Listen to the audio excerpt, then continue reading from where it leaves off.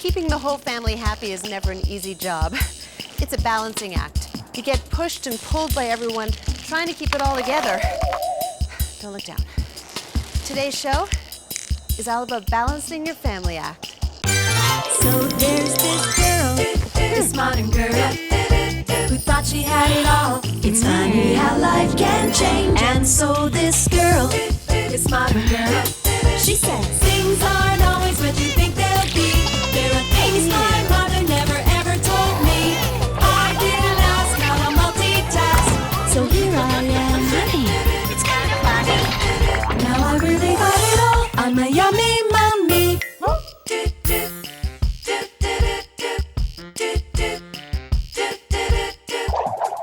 Hi, I'm Erica Ehm.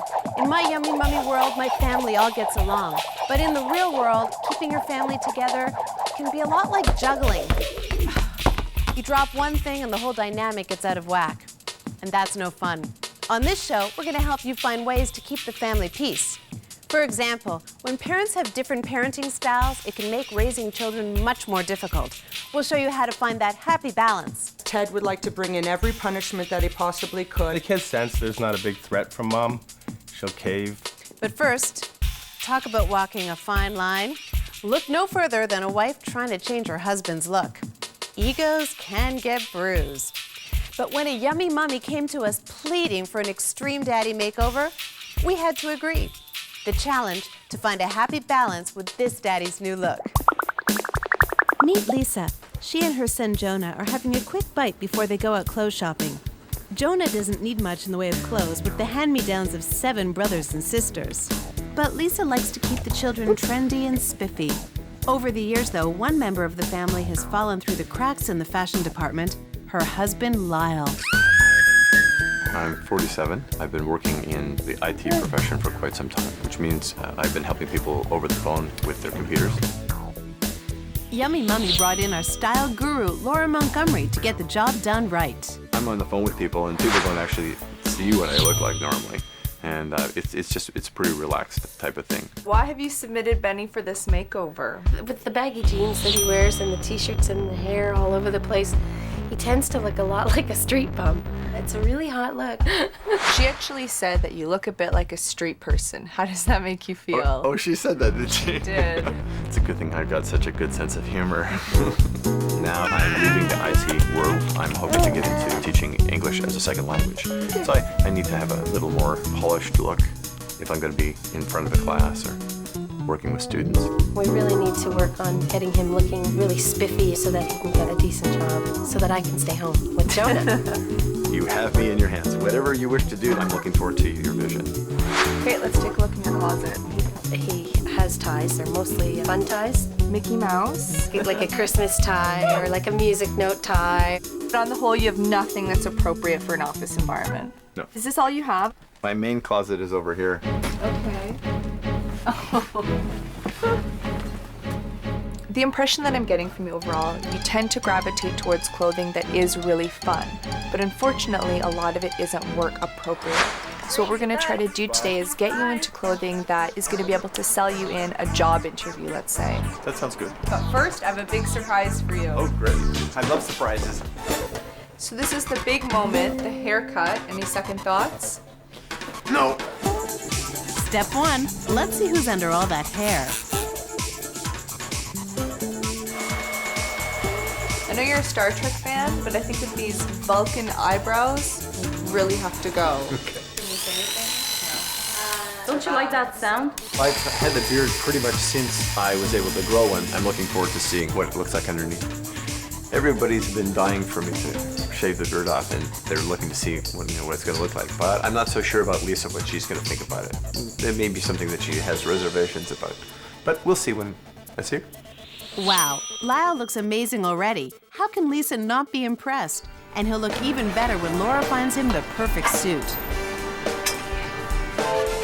So this is your classic double-breasted jacket. It has 2 rows of buttons. Now this look is typically considered more formal, so the next jacket we'll try on will be a single-breasted. I think that on this jacket, the stance is much too low. It adds a lot of bulk right here in your midsection, and it's just not as flattering to your body. Here we have again the single button, and now it's 3 buttons. You you got the higher stance. The only thing I'm a little bit worried about is the color and the chalk stripe.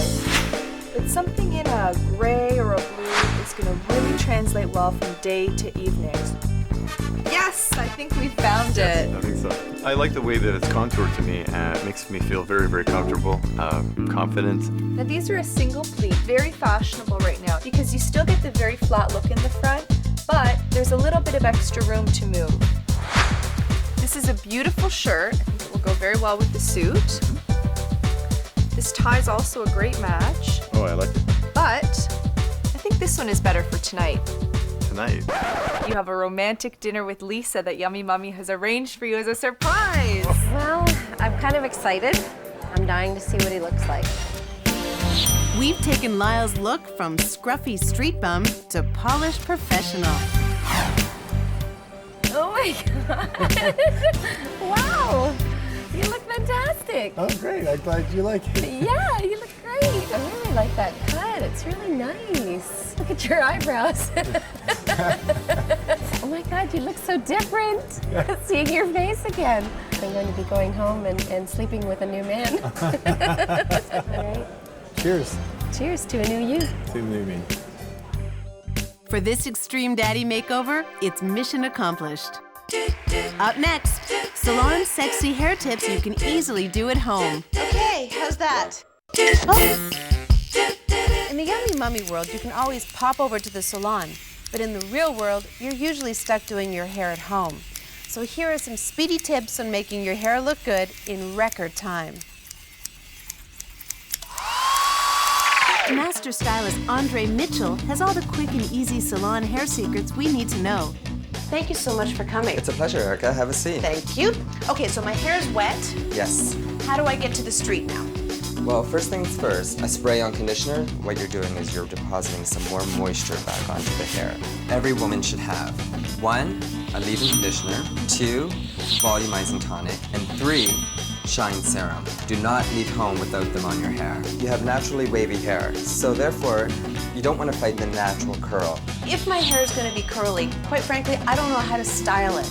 If you have a diffuser at home, you're going to get more of a curl and more volume out of your hair. I mean, if you don't want to purchase a diffuser, you can just use your hand. Just grab the hair like that. Release and air dry. Flip your head over and do the exact same thing. You can come back up. Woo! It looks great, see? If you're in a rush, then just basically allow it to air dry from there, just as long as you have the volume in there. To quickly take your hair from day to night, here's the secret, a bobby pin. Now, people are showing off their bobby pins. If they have blonde hair, they're using black bobby pins. If they have dark hair, they're using the silver bobby pins, and it acts as a hair ornament. Bobby pins? Yes, definitely. You're right, it does look elegant. Can you teach me how to blow out my hair? We're gonna go to more of a straighter nozzle. And this is the hand movement. So if you're working from the right side, lift it over to the left side. That way when the hair falls back down, it has more lift. So you just wanna go down the hair shaft. You're just gonna make the hair a lot smoother and a lot shinier. Okay, how's that? You've done very, very well. You see how much of the curl is gone? And look how much volume you actually have in your hair. Wow. If you wanted to smoothen it down, that's where the round brush comes in. Take a large section of the hair, roll it in there, add a little bit of heat. How's that? Excellent. If you have a really good haircut, no matter what you do to your hair, it's always going to look great. Always. I feel a little more confident, but I would also still like to invite you to move into my house and help me do my hair every day. No problem. Thanks for having me. No problem. Did you know that where you are in your family's birth order can have a profound effect on who you become? Parenting expert Allison Schaefer is here to explain the importance of birth order on understanding how the family functions. First of all, what does it exactly mean when you talk about birth order? Birth order is really a theory that speaks to the idea that children's personalities are developed based on where they fit into the family constellation. But why does that work? What's the scientific explanation for that? Well, Alfred Adler was the gentleman who really brought this to us at the turn of the century. And so he was developing his theory of personality and said, why is it when you have 2 children in a family and you think you're parenting the same and you're doing everything the same, why do they come out differently? And you realize realize that children really work to differentiate themselves so that there's less competition amongst what they need to get. Is there a certain personality that goes along with firstborns? The thing about being a firstborn then is that you didn't have other peers, other children. And having the spotlight all to yourself and being the first one, your parents were green. They'd never raised a baby before. And because you're always being watched and you're always being told, oh, just like that, oh, that's right, that's good, you tend to want to get things right, do things right. You tend to really respect authority and rules. So firstborns tend to not like it when you shake up the routine too much. Next one, our middle child. Is that the right descriptive? The squeezed out child. They don't get the privileges of the eldest, and they don't get all the pampering and spoiling of the baby. So they really feel like they've got the fuzzy end of the lollipop. And the great thing about that is that we tend to see middle children the least in therapy as adults, because you know what? Life was hard when they were a baby, so when they grow up and life is hard, they go, yeah, kind of the same. I'm kind of used to that. The third one becomes what, the baby? The baby of the family doesn't have the opportunity to use all the brain work that the eldest does. It's got two older siblings that are sitting there when it puts its ice cream bowl on its head that laugh. And so babies tend to be charmers. They tend to be really cute, and they really learn how to get their way and find their unique place in the family by being quite humorous and light in their storytelling. How can parents use this information about birth order in their day-to-day parenting? Your eldest children, you want to make sure that even though they want to be responsible, they like to be responsible, they're happy to take responsibility, they can get full of pressure, and we need to back off on them. Middle children, they're the ones that feel the squeeze, feel squeezed out. So we want to work to make sure that we notice them. Find a hobby that you just do with that one child so that they feel that connection. You have to work a little bit harder with those middle kids. So we want to make sure that we don't baby our babies. And so it means that they need to, what we say, never do for a child what a child can do for themselves. When they can manage to get dressed, that's their job to do. And take them seriously. Babies are so used to people giggling and laughing at them that they really want to know that they have something important to say. How can we use this information about birth order to keep our families in balance? We really want our efforts not to be on how to treat our kids equally, but how to make sure that each child has their unique needs met.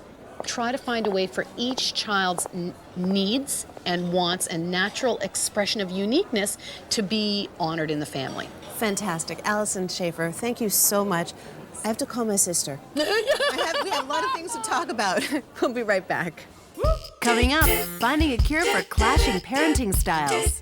I find that if you're fairly tough with them in the beginning, you don't have to be tough with them later on. I want them to like me as well as listen to me. So it's hard. Oh. Different parenting styles can keep the family off balance. The Grace family needed our help in this department, so we gave them a crash course on how to prepare for the ups and downs of parenting your kids together. Meet Ted and Andrea. Their different parenting styles are clashing and causing problems with their two kids, Jason and Rachel. Ted believes in being a strict dad. I find that if you're fairly tough with them in the beginning, you don't have to be tough with them later on. Andrea stays at home with the kids all day and feels flexibility keeps the peace. My approach to parenting is I want them to like me as well as listen to me. So it's hard because I feel like I'm trying to be their friend as well as their mother. You'll eat all of these strawberries? So there, separate whipped cream. I have this wishy-washy approach. It's the 10th time I'm telling you this, and if I have to tell you again, it'll be the 11th time. You know, that's kind of Andrew's way of disciplining. If you're not finishing, why did you give yourself so many Fruit Loops then? I don't know. Take away your dishes. Pardon me? No. Jay, I start to feel bad about my punishments and I give in. And Ted has the stern, I'm the dad and you're gonna listen to me no matter what approach. The other day, Jason came home with a note from his teacher. And it was, you know, Jason was disruptive. Ted wanted to kind of throw in everything. Well, there's no TV and there's no games and we're not doing this and we're not doing that. And I think that's too much. We brought in a parenting coach, Terry Carson, to ease the conflict by helping Andrea and Ted become more unified in their parenting styles. It's important that parents present a united front because children can very quickly use the differences in the parenting styles as a way of manipulating. He's 8 years old. He shouldn't have to be told 400 times. Brush your teeth, wash up, get into bed, let's go, let's go. The problem is when it gets a little bit loud and animated, Andrea feels it's her responsibility to come in and sort of rescue the children from Big Bad Dad. Authoritative parents basically use control to keep their children in line. Sometimes the results of that control is children don't learn how to think for themselves. If a parent is too permissive in their parenting, then a child doesn't learn that the world around them has boundaries. But striking the perfect parenting balance between lenient and strict is easier if you have a plan. Children who get involved in power struggle want some control. Right. And they can get control in a positive way. So maybe setting up a chart where the routine, step 1, step 2, step 3, step 4, is the control piece. Not you asking 100 times. Not dad stepping in with a heavy hand. What time do I usually want you to be in bed by? Sleeping. 8:30. 8:30 is good. 8:30? 9 o'clock is more realistic. By including your kids in decisions about routines like bedtime and homework, they're less likely to rebel against the rules. But Terry believes it's equally important for parents to be seen backing each other up. Another suggestion that I'd like you to think about is how you can support one another in front of the children. Since I am about a year older, can I maybe go to bed at 9:15? 9:12. I think that's a compromise. You wanted 9:15, we're giving you 9:12. I think How's that's that? a great compromise.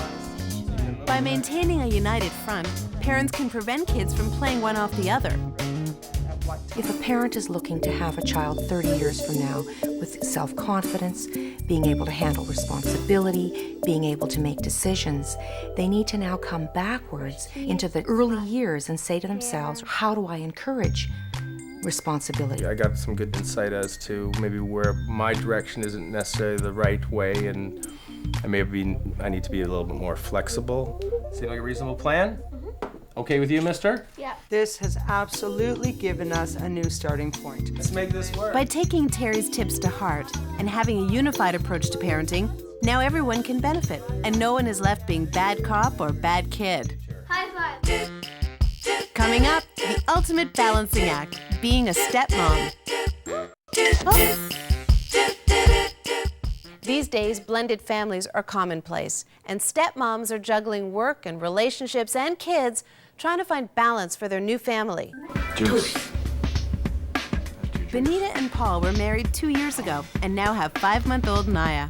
But Paul has 2 daughters from a previous marriage, and at first, Benita found it tough being a stepmom. In a step family situation, there are automatically kids that come into the scene, and they're supposed to be your family, and yet you haven't had a chance to really get to know them to have those true feelings grow. Today, 60% of marriages are remarriages. That means there are a lot of stepmoms out there, and many of them could use a little help. Psychologist Elizabeth Church is a stepmom herself, so she knows what it's like when stepmothers and new families struggle. The first image people have is the Wicked Queen in Snow White. And that's a big image for a lot of stepmothers too. So they would bend over backwards and to not appear to be wicked. Was I supposed to be a friend? Was I supposed to be a parent? So it's really hard to figure out what exactly your role is. Likewise, it's hard for stepchildren to accept someone new into the role of parent. I don't like change, so it was a very big change when my dad married Benita. In the beginning, there was a little bit of fighting going on. There's more rules in this house than there is at my mother's house. I just like to have an easygoing household. I like to be able to do what I want without worrying about if I'm gonna get in trouble. A big theme for a lot of stepmothers is feeling powerless. You can be there as a kind of friendly presence who adds something to your stepchildren's life, but not as a necessarily central presence. And I think that's hard at the beginning, to accept that you're not going to be the center. I feel like I'm walking on eggshells, especially when it relates to asking the girls to do chores. There were times when I didn't really feel like I was part of the family. But there are surprising ways that stepfamilies can be brought together. A new baby, for example, can be a central focus. Having Naya has absolutely changed that. Having children can be a really good thing because it kind of cements a lot of the other relationships. And what about your stepkid's birth mother? It can be a tense relationship, but if you make it work, everyone wins. When I first met Benita, I really enjoyed her. She was very open to my presence in Mark and the girls' life, which was wonderful. When you're not in contact with the other parent, the kids can manipulate the situation a lot, play the parents off against one another. If the stepmother and the biological mother can work together, it makes everyone's life easier, including the stepmothers. Because we have such a good relationship, I think we both encourage the whole family to do things together and to have positive relationships all the way around. But sometimes stepmoms just need to talk to others who are going through the same thing. And luckily, there are lots of options. Having someone you can talk to, whether it's a friend who's a stepmother or you go to a support group with other stepmothers or therapy, all those things are really important so that the stepmother understands how she's reacting and why she's reacting the way she does. Online support groups are also popular places for stepmoms to go for advice on balancing their new families. So with a lot of love and some hard work, things can all work out beautifully. As you walk your daily tightrope, trying desperately not to fall, keep in mind that we're all struggling to find a happy balance in our lives. Tough times are bound to pop up to make us feel unsteady, but with focus, practice, and one foot in front of the other, you'll get through it. Eventually.